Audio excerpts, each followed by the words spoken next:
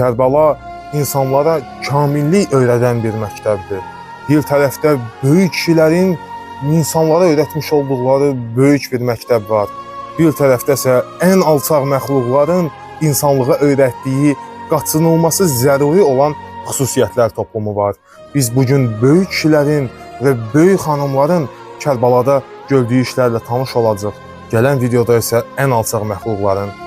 Kərbalada hər bir insanı fərdi yox, hər birinin xüsusi olaraq təmsil etmiş olduqları uca məqamlar var. Hansılar ki, biz özümüzdə bunları cəmləyə bilsək, kamilliyə də Allahın izni ilə yetişmiş olarıq.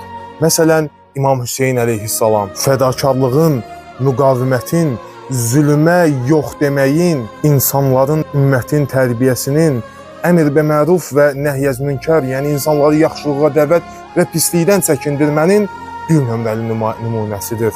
Biz bundan istifadə edərək bir xüsusiyyəti özümüzə əlavə etsək, kamillik yolunda böyük bir addım atmış olarıq. İkinci xüsusiyyət İmam Səccad əleyhissalamdır. Onun səbri, dövrünün imamına olan bağlılığı, onu hər bir halı, hətta ən zəif vaxtında belə müdafiəsi, hədələr və təhdidlər qabağında dik duruşu, İbn Ziyadın onu ölümlə təhdid edərkən "Ətuhəddidunəni bil qətli ibn Ziyad?"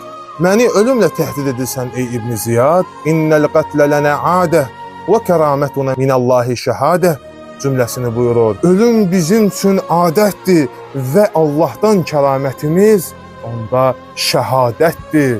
Yəni imam tək qalmışdı, ətrafında yalnız Əhl-i Beytin xanımları, heç bir kişisi, ordusu, qüvvəsi olmadan İbn Ziyadın qarşısında bu sözü onun üzünə demişdir. Və xanım Zeynəb salamullah aleyha, o da öz növbəsində səbrin, haqqın təbliğatının, şərait nə olursa olsun zülm qarşısında susmamağın, dövrün imamının fədakarlığının yerə batmaması üçün hər növ çətinlik, əzab, əziyyət və zülmlərə məruz qalmaq bahasına haqqın səsini ucaltmağı və haqqın yanında dayanmağın simvoluydu. Həzrət Əbəlfəz həmçinin qeyrətin, vəfanın, imama bağlılığın və son nəfəsinə qədər imamı qorumağın simvoluydu. Həzrəti Əli Əkbər, hansı ki düşməni ifşa etdi, Peyğəmbərə ən çox xilqətdə, yaradılışda və əxlaqda, davranışda bənzəyən insan düşmənlərin qarşısına çıxdı. Sanki düşmən demək istədi, bugün burada Peyğəmbər də olsa biz onu qətl eləyəcəyik. Düşmənlərin nə qədər gözlərinin bağlandığını və yalançı İslam uğrunda çalışmış olduqlarını bizə göstərdi ki, həqiqi